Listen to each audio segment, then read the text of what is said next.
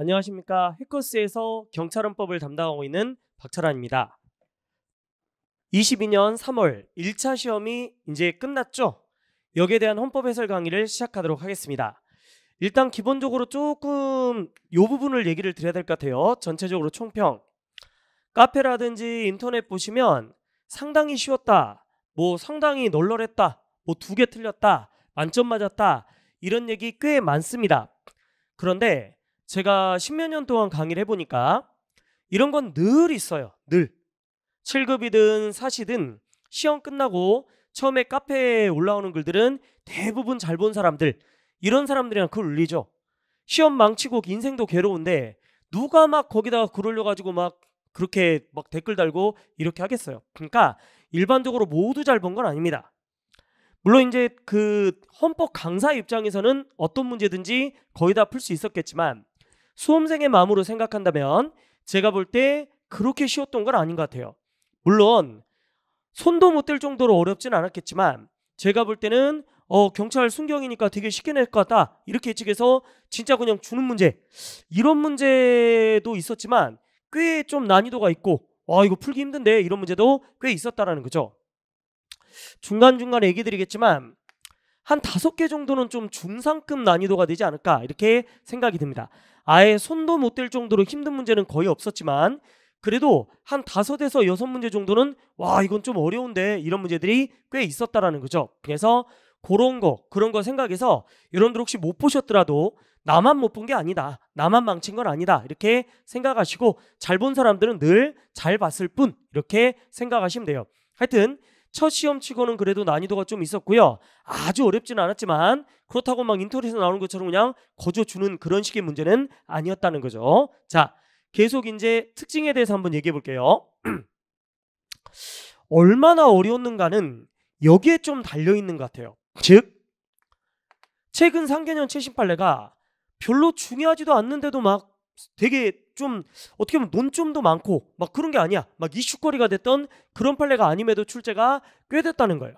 그러니까 여러분들 이번에 최신 판례, 최근 상개년 달달달 외운 사람들은 요 5개, 6개가 확 좀 줄어들 수 있겠지만 최신 판례를 진짜 많이 반복하지 않은 사람이라면 이번 시험은 좀 어려웠을 수도 있겠다, 이렇게 생각이 들 정도로 최신 판례가 곳곳에서 그렇게 중요하지 않는데도 튀어나와 버립니다. 그죠? 그러니까 요게 특징이고요.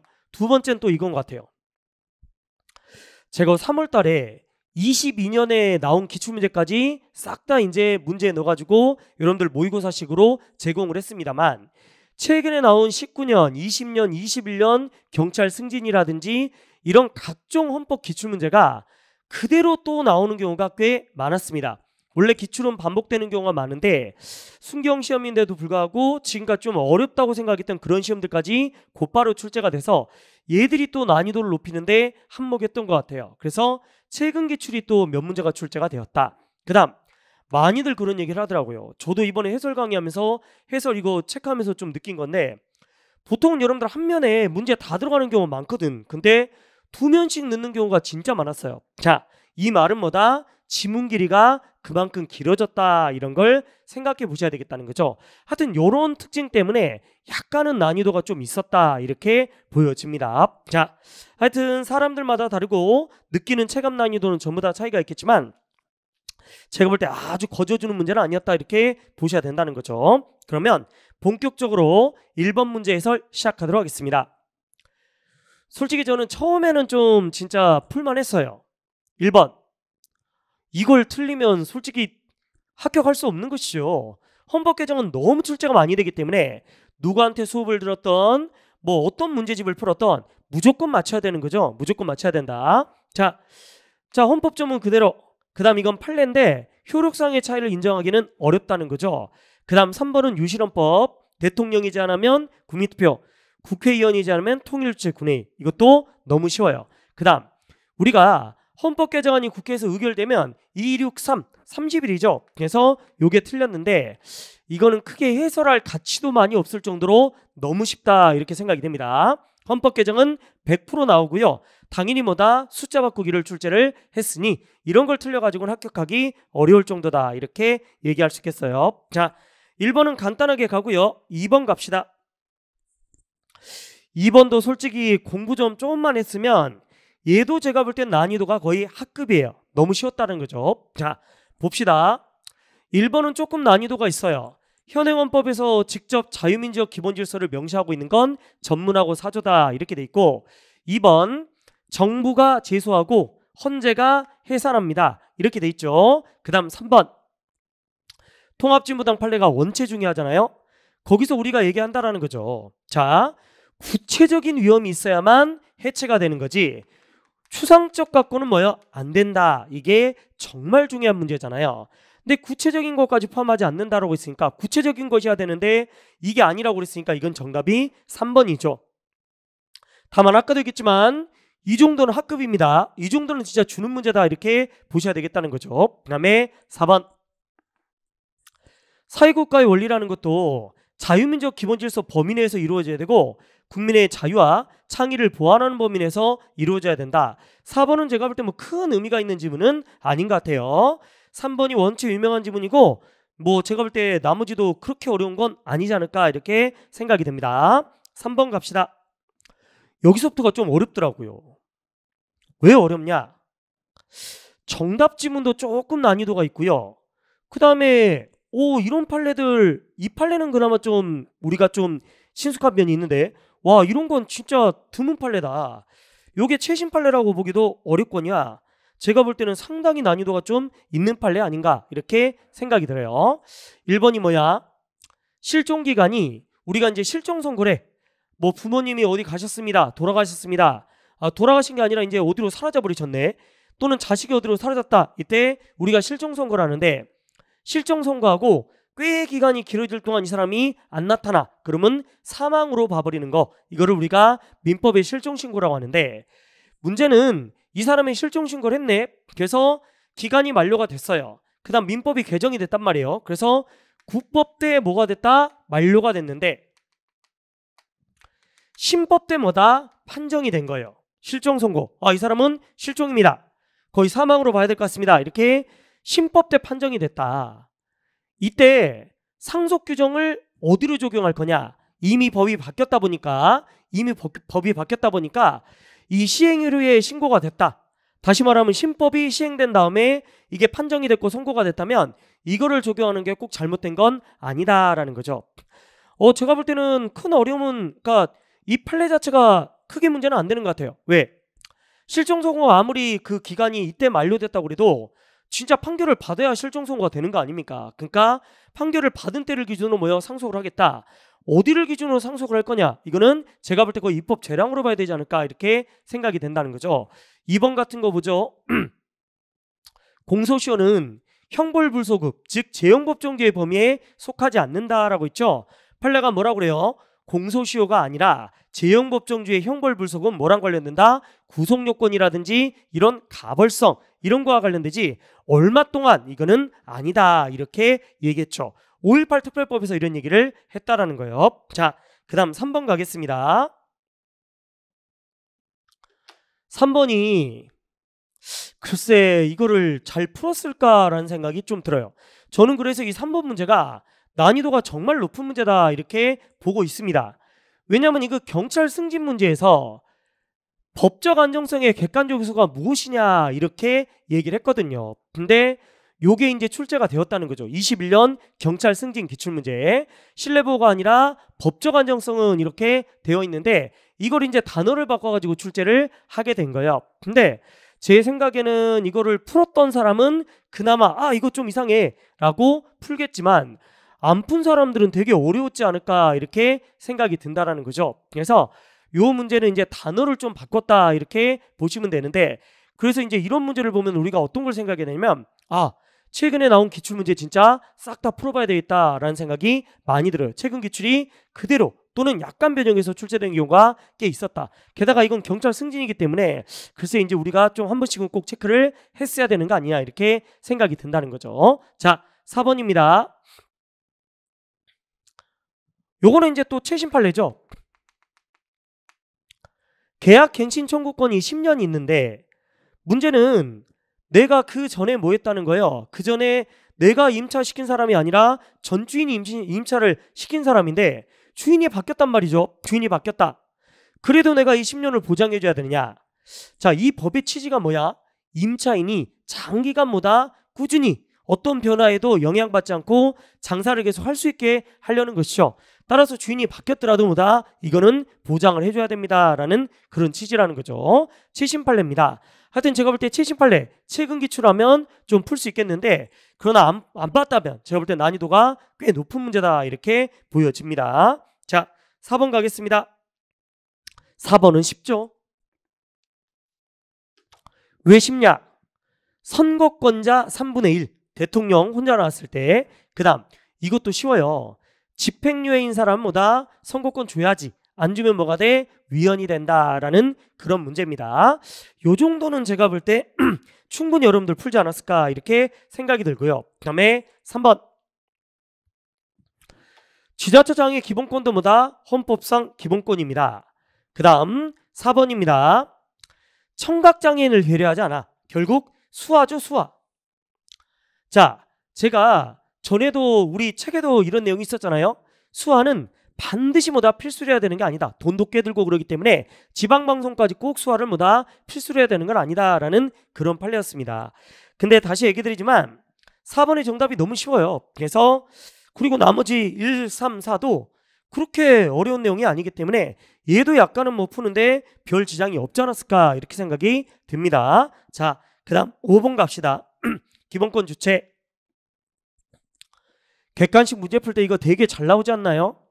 인간의 권리라면 특히 이제 이게 변호인의 조력받을 권리가 많이 문제가 됐죠. 불법 체류에 따라 달라지지 않습니다 라고 했고, 그 다음 2번도 너무 잘 나오죠, 그죠? 즉 최소한의 근로조건은 뭐다? 외국인한테 인정을 해줘야 된다라는 그런 내용입니다. 그 다음 3번도요. 이것도 거의 기출의 반복이에요. 방송사업자 누구라고 그랬어? MBC라고 그랬잖아요. MBC도 기본권 주체가 될 수 있죠. 이것도 거의 하급이다 이렇게 보여집니다. 그 다음 대통령, 이거 조금 어려운 내용이죠. 대통령은 뭐야? 안 돼. 국가기관이고 공무원인 대통령은 안 되지만 뭐는 될 수 있다? 국민의 지위라면 뭐다? 가능하다. 또 당원의 지위라면 가능하다라는 그런 지문이라는 거죠. 그래서 이렇게 체크하시면 되겠습니다. 난이도가 높지는 않았습니다. 6번.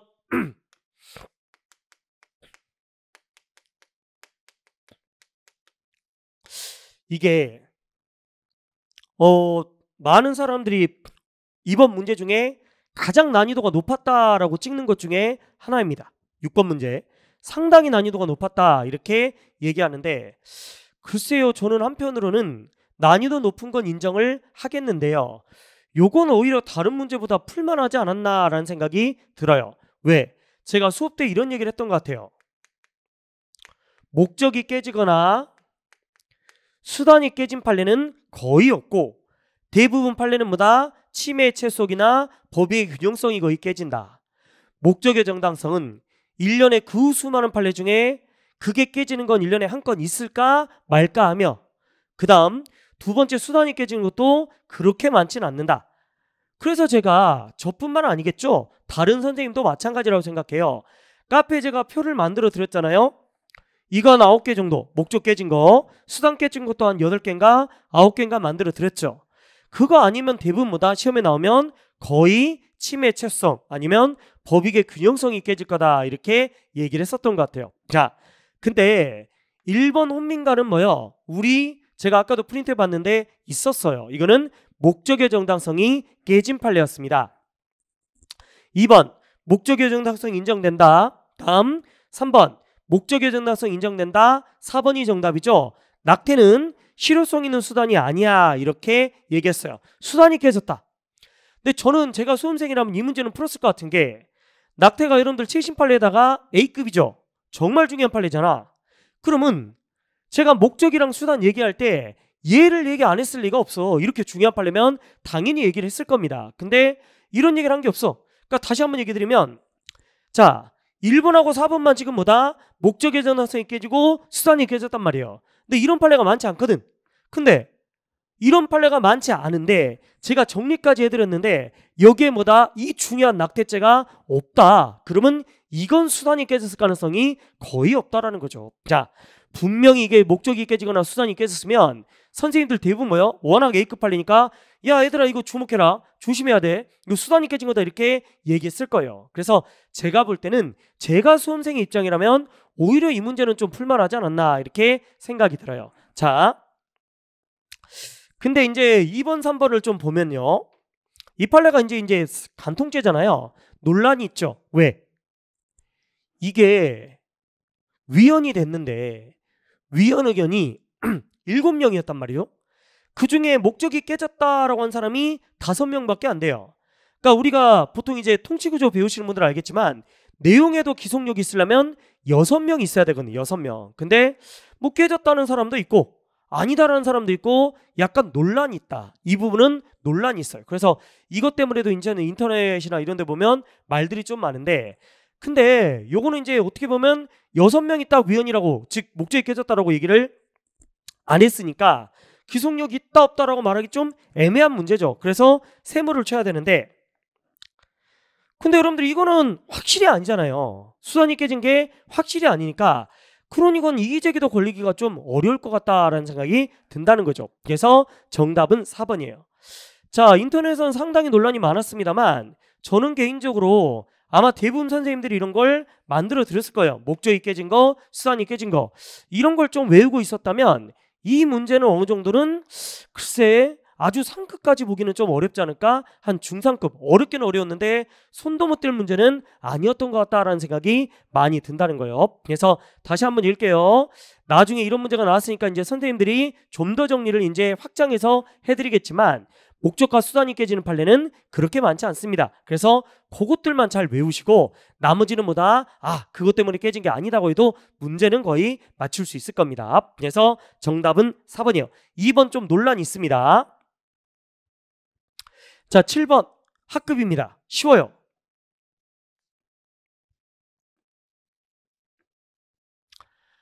이걸 틀리면 안 되지. 애가 태어난 날을 기준으로 하면 뭐야? 위헌. 사유가 있음을 안 날을 기준으로 하면 뭐야? 합헌이잖아. 그쵸? 치매네. 쉽지. 뒤에 거 볼 것도 없어. 그냥 맞추면 돼요. 아주 쉬운 문제입니다. 그죠? 그 다음 학문 들어가면 뭐요? 거의 합헌이다. 이렇게 자 얘기 드렸고, 그 다음 민사는 어떻게 돼? 민사는 무죄추정이 아니지. 그러니까 합헌이고, 형사재판에 뭐요? 이렇게 운동화구나. 운동화. 자 다시 운동화. 외부 민사재판에 출정할 때 운동화 신으면 안 돼. 뭐 해라? 바로 공신 신어라라고 하는데 이거 뭐다? 잘못된 거 아니다. 이렇게 얘기한다라는 거죠. 자, 그 다음 4번입니다. 기본적으로 사과문을 게재해라 이렇게 얘기하고 있어요. 이게 뭐 법인의 양심이다 그러면 이건 당연히 오답일 건데 그게 아니라 인격권이라고 그랬으니까 이거는 맞다. 법인도 인격권을 갖잖아요. 그죠? 사직광고는 잘못된 것이고, 제가 볼 때 학급이다. 답 맞추는데 거의 문제 없겠다 이렇게 생각이 됩니다. 안날, 그 다음 태어난 날, 이거를 기준으로 문제를 푸시면 될 것 같아요. 자, 계속 갑니다. 8번. 8번은 아주 난이도가 높진 않은데 이것도 여러분들이 이게 최신 판례잖아요. 최신 판례를 몰랐으면 이거 맞추기 너무 힘들었을 것 같아요. 자, 1번 갈게요. 이 1번은 좀 잘 나오죠. 그죠? 그러니까 기본적으로 우리가 이제 포괄적인 의미의 자유권이다 이렇게 얘기하잖아요. 그죠? 그래서 기업권은 뭐 큰 문제 없을 것 같고, 니은번이 중요해요. 약식 명령을 받았더라도 너 어떻게 신고해. 그래야 우리가 뭐다 이게 뭐 징계를 내려야 되는지 말아야 되는지 어떻게 군대에서 판단할 거 아니냐. 그래서 결론적으로 7심 판례가 뭐다? 이거는 침해하는 게 아니다 이렇게 얘기했어요. 결론만 바뀌었을 뿐인데 이 7심 판례를 안 봤으면 뭐예요? 맞추기가 너무 어려웠을 것 같다 이렇게 생각이 든다는 거죠. 자, 그 다음 디귿하고 리을. 디귿번은 정말 많이 나왔죠. 위험한 생활 방식으로 살아가는 거. 우리가 자기결정권, 일반적 행동자유권, 인격이랑 관련된 게 아니라 모든 게 다 들어간다 이렇게 얘기한다는 거죠. 그 다음 이것도 여러분들 뭐야? 7심 판례. 의료 분쟁이 생겼는데 이게 사망사고가 생기네. 재판 가면 너무 시간이 오래 걸려. 그렇기 때문에 뭐다? 이 분쟁조정위원회 이거를 먼저 열어라. 이거는 잘못된 게 아니다. 이렇게 얘기했던 최신 판례예요. 최신 판례. 최신 판례를 알면 맞추는 것이고 최신 판례 모르면 아주 어려운 문제가 될 수밖에 없겠죠. 그죠? 그래서 하여튼 니은번이 틀렸네요. 그죠? 최신 판례를 얼마나 여러분들 숙지했느냐? 이게 핵심이 되겠습니다. 자, 그다음 9번 가겠습니다.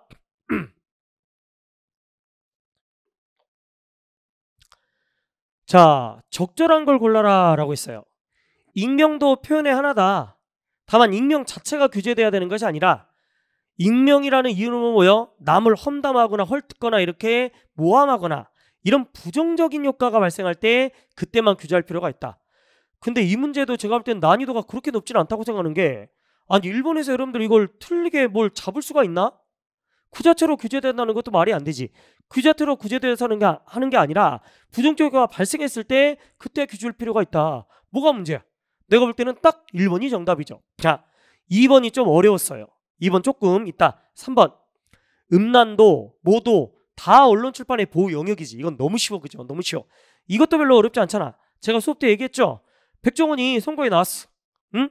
음식 칼럼 쓰는 게 이게 뭐가 문제야? 왜 이걸 못하게 하는데? 그러니까 침해하죠. 그죠? 그래서 얘도 별로 어렵지 않아. 자, 2번이 좀 어려워요. 2번이.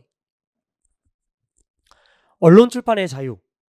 타인의 명예나 권리, 공중도덕이나 사유를 침해해서는 안 된다라고 있는데, 이는 언론 출판은 보호를 해줘야지, 넓게 보여줘야 되는데 이런 이유 때문에 이럴 때만 뭐다? 제한해라 라는 거야. 최대한 넓게 보호해줘. 보호 영역을 최대한 넓혀. 다만 이런 때만 뭐다? 제한해라 라는 거야. 다시 말하면 뭐가 아니야? 한계를, 야 너는 여기까지 아니야. 다시 언론 출판에 최대한 보호, 최대. 저기도 가 다 갈 수 있어. 다만 이런 경우는 제한해 라는 거야.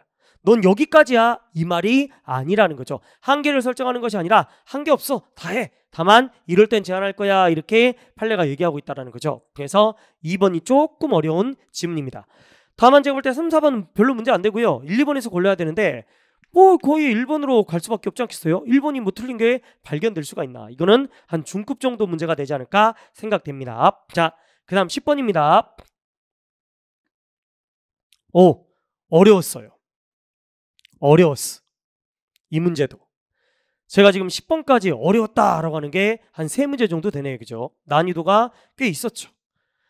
근데 여기서 이제 여러분들이 좀 체크할 게 있어요.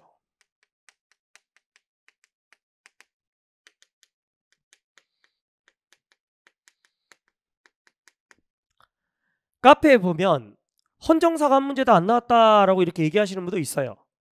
근데요, 여러분들 헌정사하고 헌법조문은 언제 나올지 안 나올지 우리가 알 수 없어요. 나오면 이렇게 부작이 어렵습니다.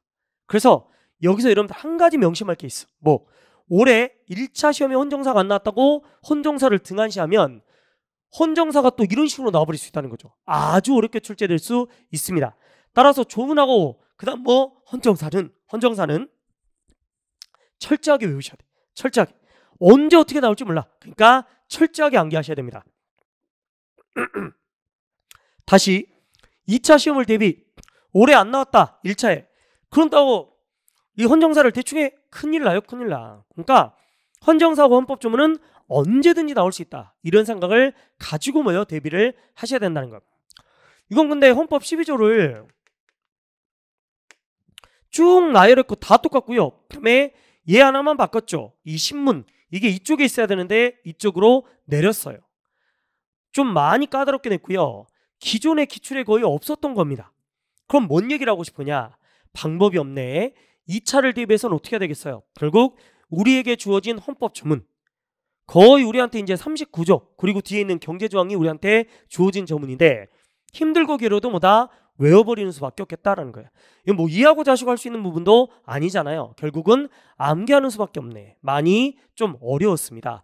조문을 외웠던 사람은 좀 더 수월하게 풀 수 있었겠지만 이거 뭐 다 어떻게 깨알같이 자기가 이렇게 쓸 수 있는 정도로 이렇게 외운 경우가 아니라면 많이 어려웠던 문제가 아닌가 싶습니다.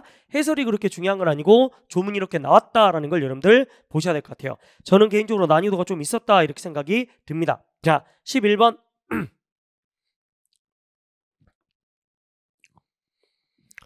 글쎄요. 11번에 1번은 쉽지. 아니 이게 성매매네. 그것도 아동 청소년을 신상정보 등록하는 게 뭐가 문제야? 이게 위헌이 되면 어떻게 돼? 20년 넘어가거나 사망시, 뭐 무기한 뭐 이런 거 들어가야 되는 거 아니에요? 그죠? 그러니까 침해하지 않는다. 2번 갑시다. 2번. 이것도 뭐 크게 문제 안 되지. 역시. 근데 여러분들이 그 신상공개, 신상정보 등록자가 위헌되는 게 뭐가 있어요? 통신매체 이용 음란죄 있지. 그거 말고는 다 뭐다? 합헌이지. 그래서 제가 볼 때 2번도 별로 크게 문제 안 됩니다. 그 다음 3번. 그치. 통신매체 이용 음란죄. 얘는 침해하지. 침해. 그 다음 4번. 가상의 아동 청소년. 아무리 가상이라고 그래도 아동 청소년 포르노물이나 이런 걸 유포하게 되면 상당히 크게 문제가 생기니 얘를 신상 등록하게 하는 것, 이거는 뭐다? 결국 문제가 없습니다. 이렇게 얘기한다라는 거죠. 제가 볼 때는 이것도 그렇게 난이도가 높지는 않은 것 같아요. 신상 등록 자체가 위헌되는 건 진짜 통신매체 이음란죄밖에 없었거든요. 그러니까 우리 여러분들이 생각을 해봐. 아동 청소년 포르노물인데 이런 애는 신상공개 당연히 뭐다? 신상 등록 시켜야지. 상식적으로 몰라도 맞추겠다, 그죠? 그래서 얘도 제가 볼 때는 중하 난이도, 학급이나 중하 난이도 아닐까 이렇게 생각이 들어요. 그 다음에 12번. 얘도 별로 어렵지 않습니다. 우리 고신대학교 판례로도 봤었잖아요. 자, 대학의 자율성, 참여권, 이거보다 학생들도 들어갈 수 있다.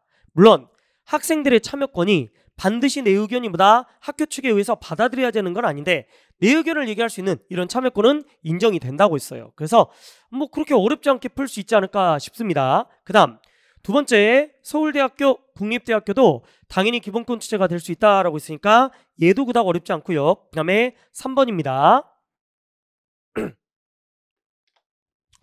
대학의 자율성, 소속 구성원이면 누구나 될 수 있지. 그러니까 교수가 핵심이겠지만 직원, 학생도 가능합니다. 이렇게 얘기한다는 거죠. 네 번째, 자, 우리 이사회라든지 이런데 일부 외부 인사를 참가시키는 것, 이것이 꼭 잘못된 건 아니다. 이렇게 얘기하고 있습니다.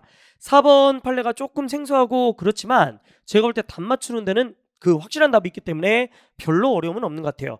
거의 학급 아니면 중학급 정도밖에 안 되지 않을까 싶습니다. 자, 그런데 13번이 또 난이도가 있었어요. 상급이라고 하기에는 조금 어려운데요. 제가 볼 때 한 중상급 정도 되지 않았을까? 왜? 일단 케이스. 7급에도 나오지 않는 케이스를 내네. 순경에.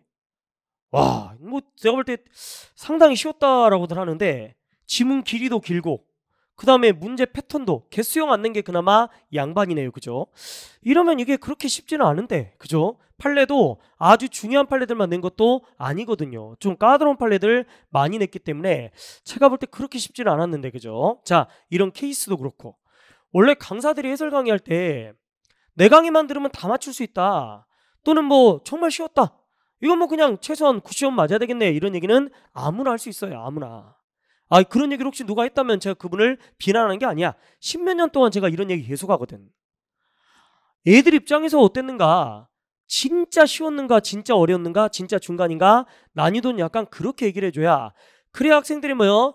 다음번에는 내가 어떻게 준비하고, 아, 내가 많이 모자랐는지, 아니면 아, 내가 기본부터 다시 해야 되는지, 아니면 문제를 다시 들어야 될지. 그러니까 내가 이제 떨어진 사람들이 이 해설 강의 들은 사람, 합격한 사람 이 강의를 왜 듣겠어요? 그러면 그 사람들이 나의 앞으로 어떻게 대책을 세워야 되는가, 이러려고 해설 강의 듣는 거잖아요. 근데 그냥 뭐 내 책만 보면 다 나왔어, 내 강의만 들으면 다 있어, 이렇게 한다면 학생들은 그냥 네가 바보야, 응? 못 맞은 네가 바보야, 이렇게 하는 건 해설 강의로서의 의미가 그렇게 높지 않죠. 제가 생각할 땐 그래요. 진짜 제 나름대로는 양심껏 생각할 때 요런 문제는 뭐다? 쉽지 않다는 거죠. 난이도가 있는 거예요. 그죠? 난이도가 있다. 자, 근데 이게 이제 포인트가 이거죠.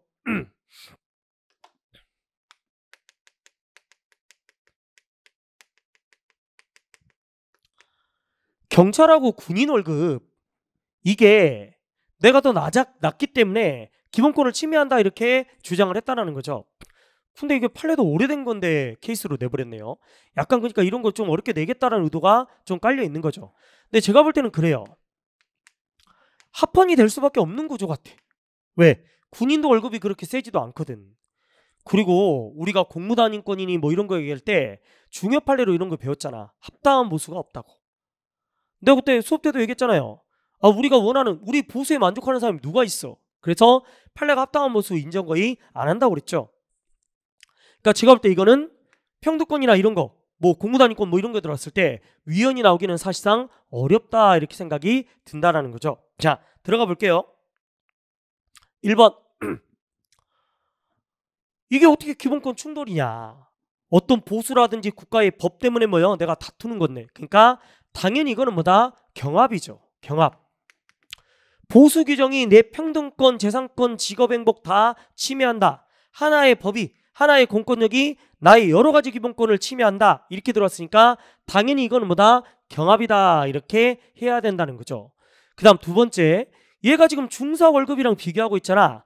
그러니까 당연히 뭐다? 이렇게 되니까 평등권의 침해 문제는 약이 되겠지. 근데 여기 보니까 이제 3번이 나왔네. 자, 직업수행의 자유를 침해한 것이다. 이렇게 얘기했는데 제가 아까도 얘기했지만 이거는 사실상 그 직업이라든지 공무단위권에서 여러분들 월급까지 뭐다 보호해주는 건 아니라는 거죠. 그러니까 결국 뭐예요? 침해하지 않았겠죠. 그죠? 그리고 마지막으로 아까도 얘기했지만 뭐다? 재산권을 침해하지 않는다. 이렇게 얘기하는 거예요. 저는 이게 케이스 방식이고 이러니까 겁먹으면 난이도가 꽤 있다고 생각하는데 다만 한 바퀴 돌고 다시 와. 좀 마음의 안정을 가지고 문제를 보면 그렇게 어렵지는 않았을 것 같아. 왜? 여러 가지 이제 우리가 배웠던 것들을 생각하면 공무단위권이 뭐다? 보수. 특히 내가 원하는 보수, 합당한 보수까지는 뭐예요? 보호가 안 된다고 그랬으니까 네가 원하는 보수가 안 된다. 그러면 합헌이 될 수밖에 없는 거 아니겠어요? 그죠? 그러니까 결론적으로 이게 될 수밖에 없었다라는 거죠. 그래서 좀 더 여러분들이 이 판례 아마 책에 있는 경우가 별로 없을 거예요. 그러니까 이런 경우는 난이도는 있는데 문제풀이 능력, 얼마나 다양한 문제를 많이 풀어봤냐가 결국 맞추냐 못 맞추냐의 관건이 되지 않을까 이렇게 생각이 돼요. 7심 판례도 아니기 때문에 조금 난이도가 있었습니다. 자, 그 다음 14번.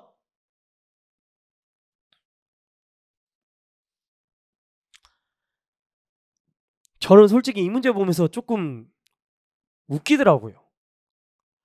제가 뭐라고 그랬냐면 유일하게 이 판례가 통신의 자유와 비밀을 구분한다.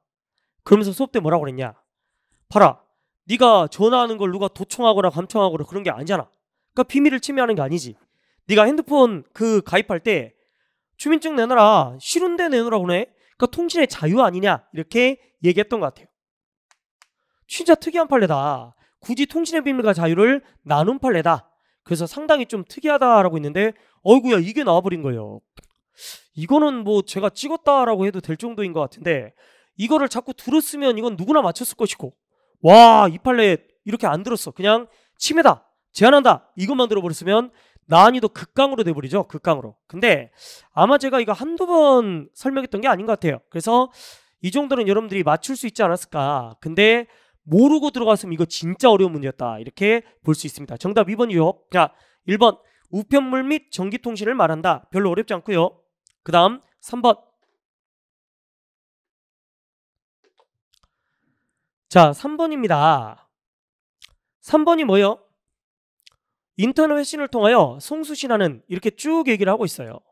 그리고 뭐 수사기관에 권한나며 그러니까 우리가 이제 패킷 감청 막 이런 얘기 하잖아. 그러니까 뭐 인터넷으로 우리가 감청하는데 너무 많은 사람들이 모여 들어가 버릴 수 있는 그런 게 있던데 거의 뭐 여기에 대한 제도적 즉 기본권을 최소화시키려는 기본권 제한을 최소화시키려는 그런 제도 조치가 전혀 없으니 이거는 잘못된 것입니다. 이렇게 얘기한다라는 거죠. 자, 그 다음 4번입니다.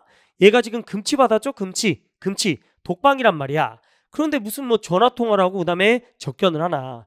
독방 살고 있는데 그죠? 그러니까 이런 경우는 침해하지 않는다 이렇게 얘기하겠습니다. 아까 얘기했던 것처럼 그 2번을 좀 자꾸 봤다 그러면 되게 쉽게 풀었을 거예요. 거의 학급이 돼버리는 거고 그걸 모르면 이거 상급 돼버릴 수도 있을 것 같아요. 되게 어려운 문제가 될 수도 있다 이렇게 생각이 됩니다. 다만 뭐 제 수업을 들었던 학생들은 거의 다 풀지 않았을까라는 생각이 드네요. 자, 그 다음 15번 갑니다. 인간다운 생활은 어지간하면 위헌이 잘 안 나오죠. 그래서 명백히 일달할 때만 위헌이 된다. 이것도 최신 판례예요.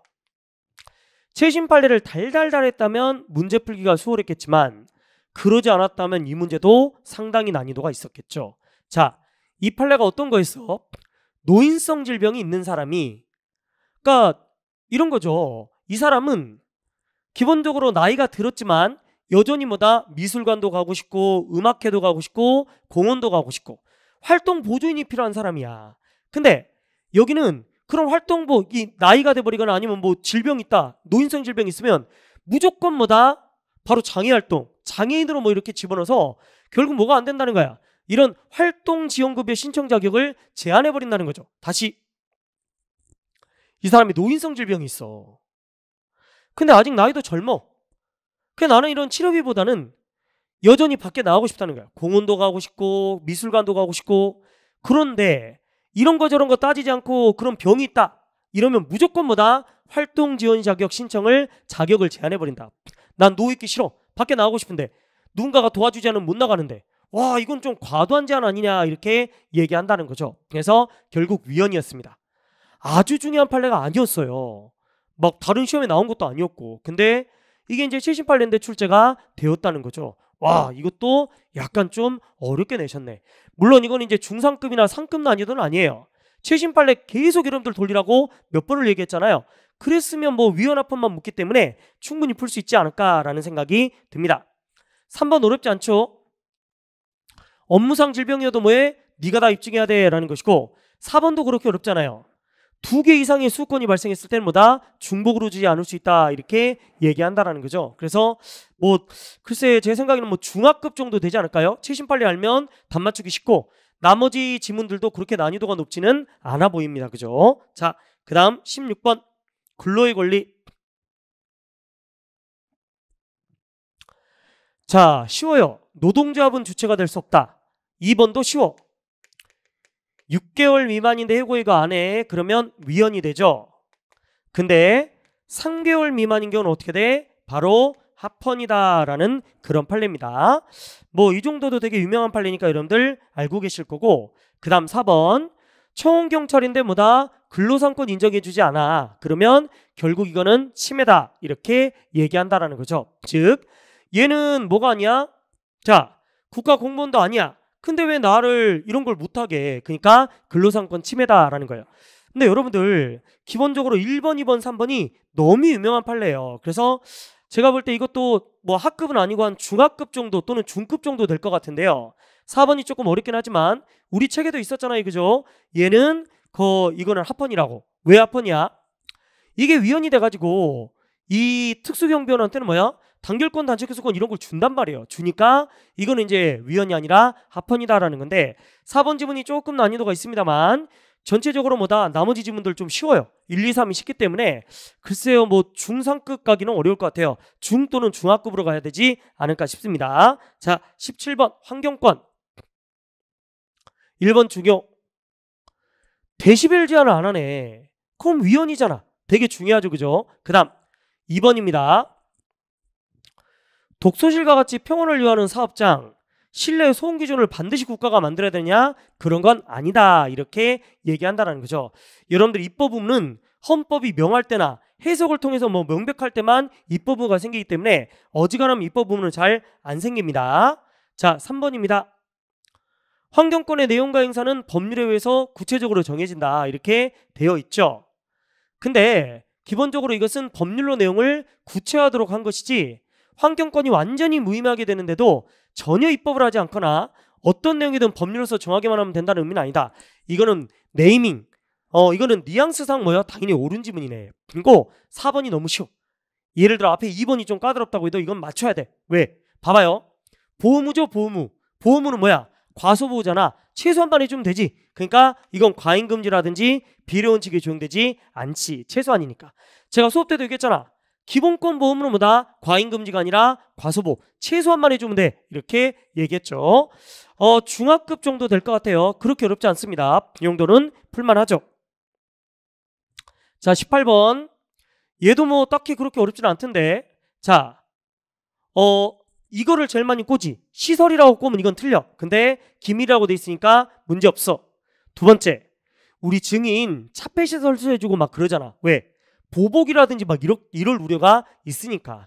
따라서 퇴정을 시킨다든지 또는 차폐시설 설치하는 거 침해하지 않지요. 이것도 뭐 그렇게 어렵지는 않네요. 그 다음 3번 갑시다. 지연을 목적으로 재판 기피 신청하면 이거 안 받아준다라는 것이고 그 다음 네 번째도 그렇게 어렵지 않죠. 여러분들 뭐 군대 문제, 세금 문제, 형사재판 문제 때문에 출국 제한하는 건 당연히 합헌이다라는 거죠. 학급 정도 수준이 될 것 같습니다. 그 다음 19번 여러분들 기각결정도 뭐 할 수 있어? 불복할 수 있고 보상결정도 뭐다? 불복할 수 있지. 따라서 불복을 못하게 하는 이 단심재판으로 끝내는 건 당연히 침해하죠. 이 판례도 되게 유명한 판례니까 이 정도면 거의 학급이다 라고 보여집니다. 1년이 위헌이 돼서 지금 어떻게 돼? 3년, 5년으로 바뀌었잖아요. 1년은 위헌이 되겠죠. 그 다음 3번 거짓말하거나 이래가지고 문제가 되면 일부 기각할 수 있다 이렇게 얘기하고 있고요. 그 다음 4번 형사보상이랑 손해배상은 같이 더블로 이제 제기할 수 있는데 근데 우리가 중복으로 주지는 않는다. 그러니까 모두 꼭 해야만 하는 건 아니다 이렇게 얘기한다라는 거죠. 나머지 그렇게 어렵지는 않은 것 같습니다. 자, 정답 맞추는 거 이것도 쉬우니까 이것도 약간 학급이다 이렇게 보여집니다. 그 다음에 20번 공무단위권 심사하면 직업은 따로 심사하지 않습니다. 2번 승진은 공무단위권에서 보호하지 않지. 객관식으로 여러 번 나왔죠. 승진은 균등한 기회 이건 들어가는데 단지 승진 이거는 안 들어가. 그 다음 3번입니다.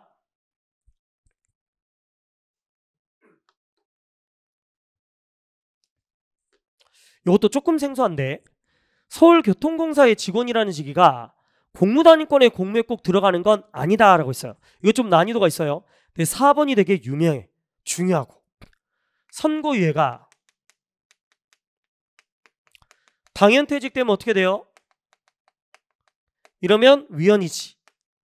근데 선고유예가 임용결격 들어가면 어떻게 돼?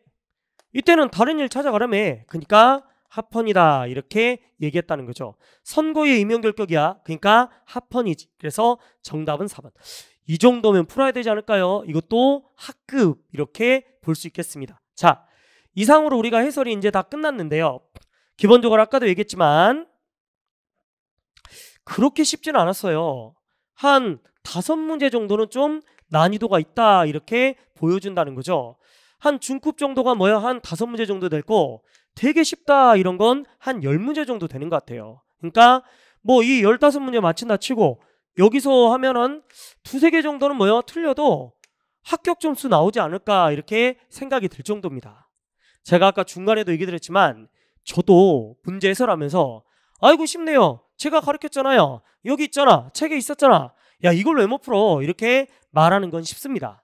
근데 다시 한번 얘기 드리지만 해설 강의를 하는 이유가 뭐예요? 해설지도 어차피 올라가는데 가장 중요한 건 내가 이걸 듣고 나의 실력이 진짜 어느 정도 되는지 그리고 내가 앞으로 헌법 공부를 어떻게 해야 될지 경찰학을 더 해야 될지 헌법을 더 해야 될지 형사법을 더 해야 될지 과연 내가 실수가 많았는지 아니면 정말 실력이 없었는지 이런 걸 객관적으로 판단할 수 있어야 되잖아요. 근데 뭐 어려운 걸 쉽다고 그러고 누구나 풀 수 있다. 내 책만 보면 다 나온다.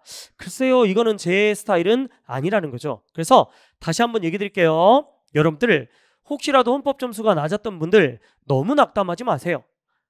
다시 한번 얘기 드리면 약간 난이도가 있었습니다. 그러니까 너만 자신만 못 본 건 아니다 이렇게 생각할 수 있고 그리고 잘 받았던 사람들은 운도 좋았을 것이며 그리고 아까도 얘기했지만 최신 상개념 판례라든 이런 걸 자꾸 해독하다 보니까 결국 그렇게 나오지 않았을까 이렇게 생각이 든다는 거죠. 그래서 나름대로 여러분들 자기 점수에 맞게끔 여러 가지 계획을 세워서 2차를 대비하는 게 되게 중요합니다. 자, 그러면 최종 정리로 한 번 더 얘기해 볼게요. 누군가는 정말 쉬웠다고 그러고 누군가는 좀 어려웠다고 그러는데 거기에 가장 큰 차이가 저는 뭐라고 생각하냐면 요거라고 생각해요. 정말 어떤 사람이 최근 상개념 판례를 달달달달 외웠다. 그러면 진짜 틀릴 게 뭐 한 2개? 하나? 이 정도밖에 없었을 것 같아요. 만점도 나올 수 있을 정도로 풀만 했다는 거예요. 근데 최신 판례를 별로 덜 중요하기 때문에 덜 봤다. 그러면 아 이건 난이도가 정말 상당히 어려웠다 이렇게 생각이 든다는 거죠. 그 다음 또 두 번째는 뭐다? 최신 기출. 제가 3월 달에도 여러분들 풀어드렸지만 기출문제가 또 나오고 또 나오고 또 나오는 경우가 상당히 많죠. 그죠? 그러니까 이런 최신 기출문제를 우리가 대응을 잘해야 되겠다라는 생각이 많이 듭니다. 그래서 최근 기출 잘 봅시다 이렇게 생각이 들고요. 자, 그 다음 세 번째는 어떻게 돼? 문제를 회독을 많이 해야지. 또 문제 많이 풀어봐야 돼요. 왜? 방금도 얘기했지만 지문이 엄청 길잖아요. 그러니까 자꾸 보면서 하나씩 다 읽어갖고는 안 되고 키워드 잡는 연습, 빨리 문제 보고 답, 문제 보고 답 이렇게 하는 그 과정들이 여러분들의 상당히 빠른 시간 단축을 주어질 것이고, 시간이 빨리 단축이 되면 아까 얘기했던 것처럼 좀 어려운 것들도 제가 아까 얘기했죠. 완전 상급 문제는 거의 없었다니까요. 거의 중상급이다 이렇게 해서 손도 못 댈 정도의 문제는 없었다. 다시 생각해보고 다시 풀만해요. 또 풀만해. 이게 정말 손도 못 댈 정도로 어려운 문제는 거의 한 문제도 없었다는 거예요. 자, 그러니 만점이 나오고 95점 92 이렇게 나오게 되는 거죠. 그래서 저는 이것도 되게 중요한 것 같아. 문제를 빨리 풀어가지고 여러분들보다 시간 세이브를 해주는 거, 이게 너무나도 중요한 것 같습니다. 자, 마무리 한번 정리해 볼게요. 시험은 이미 끝났습니다. 끝난 시험에 너무 연연해하지 마시고 오늘 기출해설을 바탕으로 내가 내 실력이 어느 정도 되는지를 잘 파악해 보세요. 그래서 제가 쉽다, 학급이다 라고 하는 것까지 여러분들이 틀리셨다면 그럼 거기에 대해서 기본 이론 강의를 다시 한번 듣는 게 되게 중요할 것 같고, 최신 판례라고 하는 걸 자꾸 틀렸다면 최근 상개념 판례는 자꾸 들려야 될 것 같고, 이도저도 아닌 것, 중급 이런 것들 또는 중상급을 자꾸 틀렸다 그러면 문풀, 문제풀이를 집중적으로 많이 풀어봐야 될 것 같습니다.